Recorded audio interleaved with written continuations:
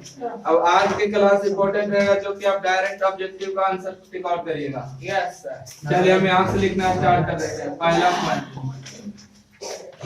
Point by point कर देते हैं।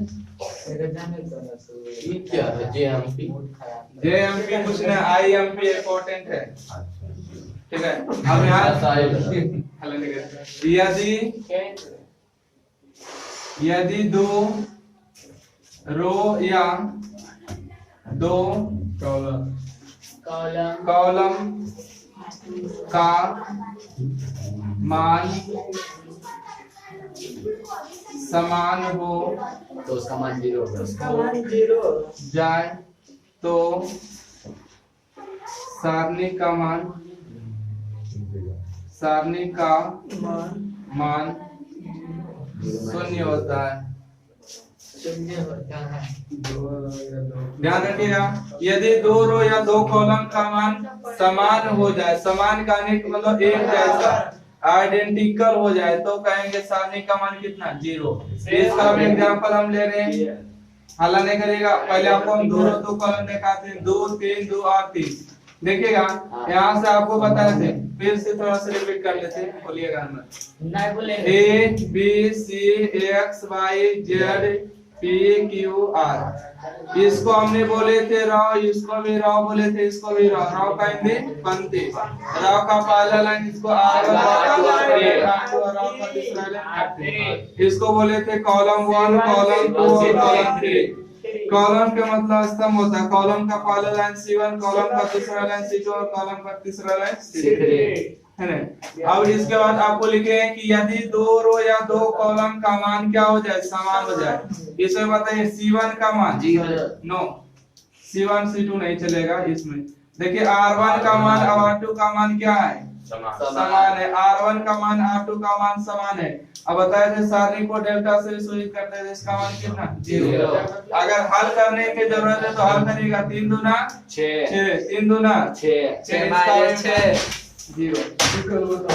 ये आपका दो रो दो कॉलम का मान हो गया। 3 रो 3 कॉलम का दिखाते हैं एग्जांपल।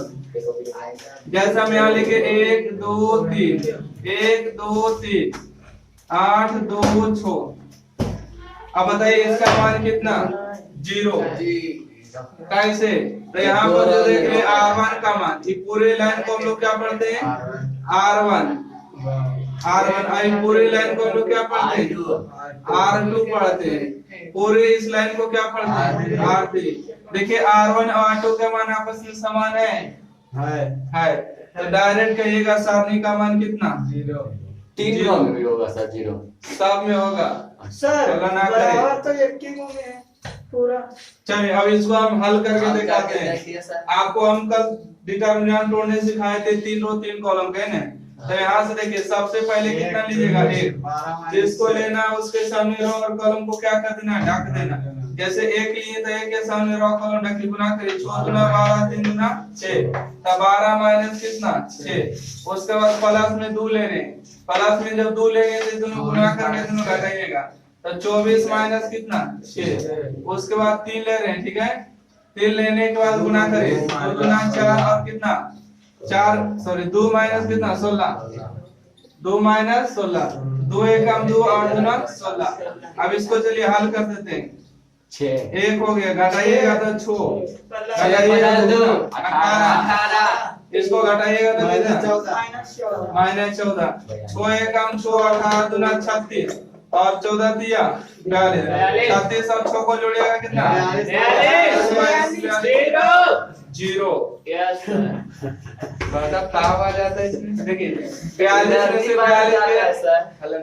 42 में से 42 गया तो कितना हुआ 0। स्टार्ट किए थे ना सर, चलिए ठीक है। 42 में से 42 के कितना 0। कहने का मतलब है दूर हो या, आपको हमने दिखाया कि दूर हो या दो कलम। यहाँ से सुनिए, तो इसका जो मान आ जाएगा कितना आ जाएगा 0। देखिए कारण आपको लिखना होगा तो कारण लिखिएगा। आपको कारण लिखना होगा तो कारण लिखिएगा कि R1 बराबर क्या है R2। ये आपने हमको रो को दिखाया है बराबर करके, अब कॉलम को दिखाते हैं बराबर करके, ठीक है। चलिए यहाँ से कॉलम को बराबर ले लेते हैं। 3 4 5 3 4 5 यहाँ पर कुछ भी ले लीजिए। जीरो उसका मान। ठीक है, अब देखिए यहाँ पर दो कॉलम का मान आपस में समान है। कहने मतलब C1 और C2 का मान आपस में क्या है? समान है। तो सारणी का जो मान होगा कितना होगा? 0। कारण क्या है कि C1 और C2 का मान आपस में बराबर है। कोई भी समान हो सकता है, ऐसा नहीं कि यही दोनों समान होगा। C1 और C3 भी समान हो सकता है, C2 C3 भी हो सकता है, C1 और C3 भी हो सकता है।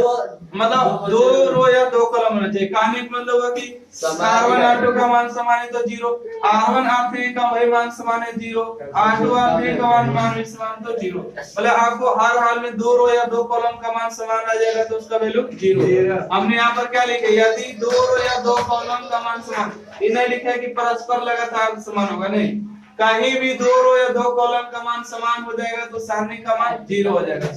तो चलिए इसको हम हल करके दिखा दें कैसे 0 आएगा। सबसे पहले कितना? 3। सबसे पहले 3 लीजिएगा तो रो और कॉलम को रखिए, 4 - 10 हो जाएगा, 4 - 10। उसके बाद 3 ले लेते हैं प्लस में, जब हम प्लस में लेंगे तो दोनों गुणा करके 10 माइनस कितना? 4, प्लस में 0 लेंगे। चलिए दोनों को घटाइए, गुना करिए। 5 × 20 - 20। चलिए यहाँ देखिए 3 घटाइएगा तो कितना? माइनस में हाँ माइनस में 6। बताइए इसको घटाइएगा तो कितना? प्लस में 6। 0 में कोई संख्या ना होगा तो 0 छोटिया 18 प्लस क्या? प्लस में 18 0। समझ गया सर। 0 कहने का मतलब वो आप लोग सीख चुके हैं जो बताने चाह रहे थे। पहला गुणधर्म आप लोग सारणी का जब भी ऑब्जेक्टिव आएगा ना तो दो रो दो कॉलम समान देता है तो सारणी का मान 0 टिक आउट करेगा। ठीक है, क्या आगे क्वेश्चन में जाके मिस्टेक करिएगा।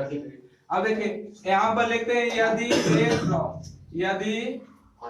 एक रो या एक कॉलम, ध्यान दीजिए, यदि एक रो या एक कॉलम का मान 0 हो, क्या हो? यदि एक रो या एक कॉलम का मान 0 हो तो सारणी का मान 0 होता है। कहीं पर भी एक रो या एक कॉलम का मान 0 देख लिए तो उसका मान 0 टिक आउट करेगा। जैसे हम आपको एक एग्जांपल देते हैं पहले दो रो दो कॉलम के लिए, ठीक है। जैसे यहाँ देखिए कुछ भी लिए यहाँ पर 0 0। देखिए एक रो या एक कॉलम का मान 0 है, ये तो कॉलम नहीं रो हो जाएगा। इसको क्या पढ़ेंगे? इसको पढ़ेंगे R1 मतलब रो हुआ, ये R2 हुआ रो हुआ। मतलब पूरे एक रो का मान क्या हो गया? 0। 6 में 0 2 गुना करेगा 0, 6 में 0 गुना करेगा 0, हल कितना? 0। कहने का मतलब हुआ एक रो या एक कॉलम का मान पूरे 0 तो 0 होगा। जैसे अब 3 रो 3 कॉलम का एग्जांपल, अब 3 रो 3 कॉलम का एग्जांपल ले लेते हैं। यहाँ पर कोई डिजिट ले लेंगे ताकि आप लोग को गुना करने में कोई दिक्कत ना हो गया। अब यहाँ पर से एक 0 ले लेते हैं, अपने मन से एग्जांपल को देख रहे हैं, ठीक है। अब इसको हल करके बताइए कि इसका मान कितना आएगा? 0। कैसे? क्योंकि गुना करिए चाहे नहीं गुना बीच में आएगा 0 0 गुना समथिंग 0 0 गुना समथिंग 0। सबसे पहले देखिए 2 लेंगे, ठीक है, तो ये दोनों गुना करेगा 0, दोनों गुना करेगा 0 तो 0 - 0। उसके बाद 0 लीजिएगा, ये दोनों गुना करेगा 8 दूना 16 हुआ, ये दोनों गुना करेगा 6 दूना 12 हुआ। उसके बाद 6 लीजिएगा, 6 लेने बाद और कॉलम रखे 0 गुना 0 0 गुना 0 0 हुआ। कहने मतलब 0 गुना 2 0 0 गुना 0, ठीक है। और 2 में कोई भी संख्या गुना करिएगा तो कितना? 0 होगा, और 0 में ही संख्या गुना करिएगा तो 0 हो जाएगा, ठीक है। और 0 में देखिए घटाइएगा 0 तो कितना? मारेंगे नहीं, देखिए 0 + 0 + 0 टोटल है कितना? 0। वैसे करेगा तो एग्जांपल कम कर देंगे तो सीखिएगा वैसे। अब आगे देखिए, यस सर, अभी देखेंगे रो वाला अभी दिखाते, ठीक है। रो वाला दिखावे ने, देखिए यहीं पर 0 ले लेते हैं, यहाँ पर कोई भी डिजिट लीजिए ना, कोई दिक्कत नहीं। हमको डिजिट याद नहीं है, आप लोग ऐसा मत सोचिएगा कि याद होगा, आप जो भी मन बोल सकते हैं कर दे, ठीक है। लिखिए तो क्या बोले? 0 देखिए सबसे पहले 0 लीजिएगा, ये तो ढक जाएगा ऊपर और नीचे ढक जाएगा। 18 2 दूना 4 तो 18 माइनस कितना? 4। उसके बाद 0 लीजिएगा, करके दोनों रख दिएगा तो 2 माइनस कितना? 24। उसके बाद 0 लीजिएगा तो 0 लेने बाद ढक जाएगा 8 दूना 16 माइनस में 6। और जीरो में कोई भी संख्या गुना करेंगे तो जीरो हो जाएगा, और जीरो में कोई भी संख्या गुना करेंगे जीरो हो जाएगा, जीरो में कोई भी संख्या गुना जीरो, टोटल आर कितना जीरो। अच्छा इसका रीजन क्या है, देखिए पूरे R1 का मान क्या है जीरो, अगर इसका सर जीरो में संख्या जुटेगा तो संख्या नहीं। हाँ अरे संख्या रहेगा तब ने, ये संख्या जीरो है तो कितना है देखिए। अब यहाँ से ध्यान दीजिए, अगर आपको डायरेक्ट अगर लिखना रहेगा कि सारणी का मान कितना हो गया जीरो, तो इसका रीजन भी तो बताना होगा सब्जेक्टिव के लिए, ऑब्जेक्टिव में तो टिक आउट कर देना है, रीजन बता दीजिएगा कि R1 बराबर कितना जीरो, इसलिए क्या हो गया सारणी का मान जीरो जीरो। हाँ नोट करिए इसको फास्ट, फास्ट आप लोग भी नोट कर लीजिएगा। रीजन भी बताना। रीजन मतलब देखिए आपकी बात जो लिखेंगे ना दो क्वेश्चन, आप खाली क्वेश्चन में देखिएगा ऊपरी ऊपरी हेडिंग में तो देगा जीरो टिक आउट है। ओहो क्या है बताइए। देखिए चलिए यस सर। प्रश्न लिखते हैं, तीसरा पॉइंट में हाँ इक्वेशन जब हल करेंगे आपको सारणी में चौपाट एक वहां पर आपको एग्जांपल है जीएमपी अरे आईएमपी है लग रहा है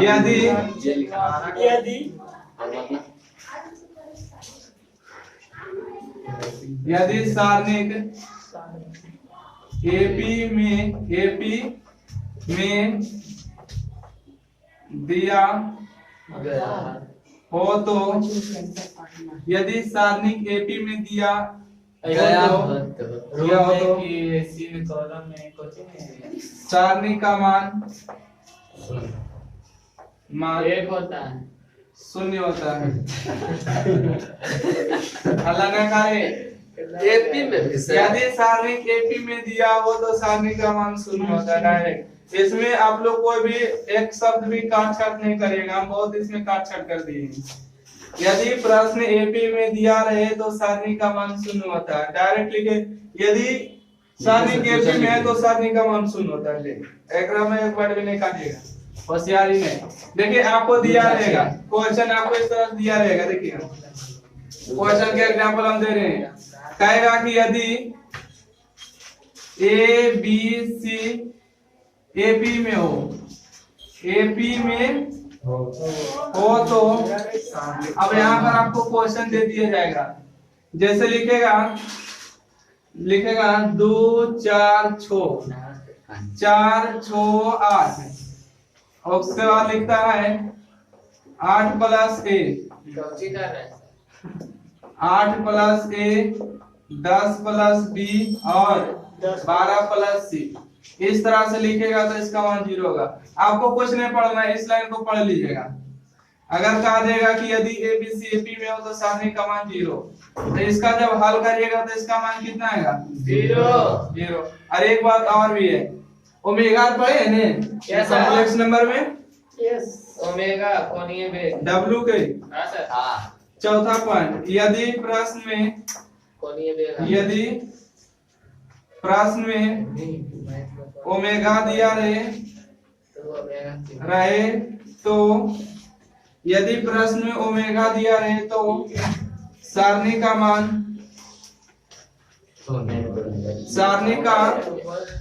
मान शून्य होता है।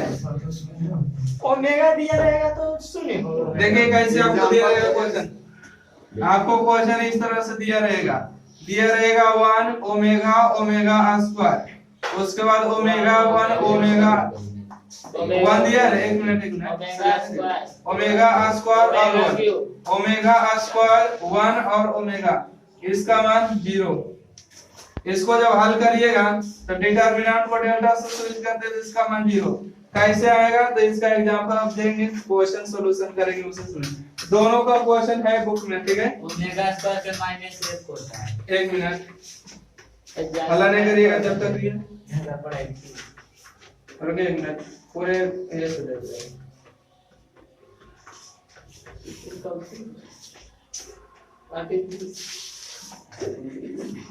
देखिए किताबें का एग्जांपल देते हैं।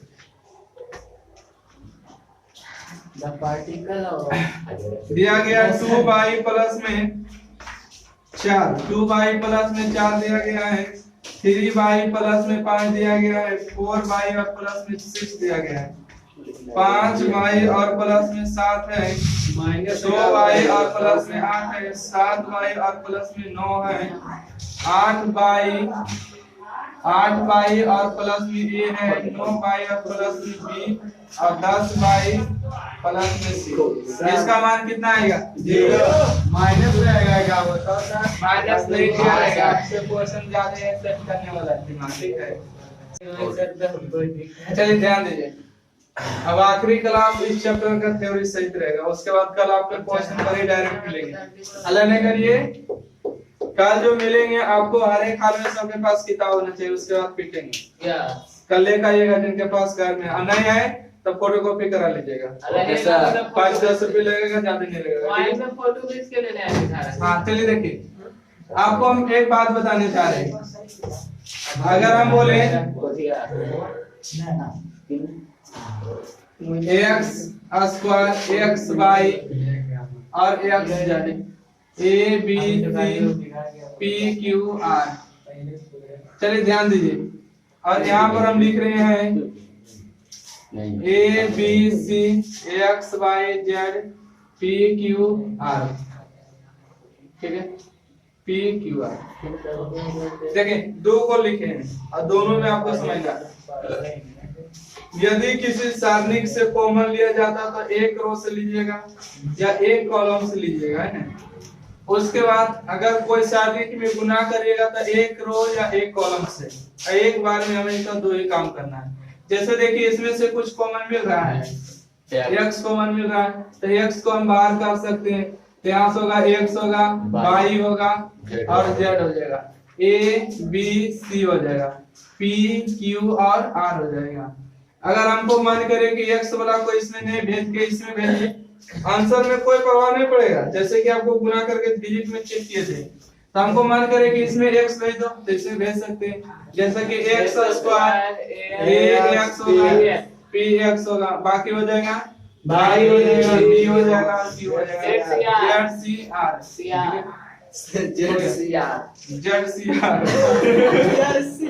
अरे जर्सी के अब इसमें कुछ नहीं दिया गया, तो हमको अपने मन से x y z से देखिए गुना किए और x y z से भाग किए, कोई प्रभाव पड़ेगा नहीं, क्योंकि दोनों का मान गुणनफल एक होता है।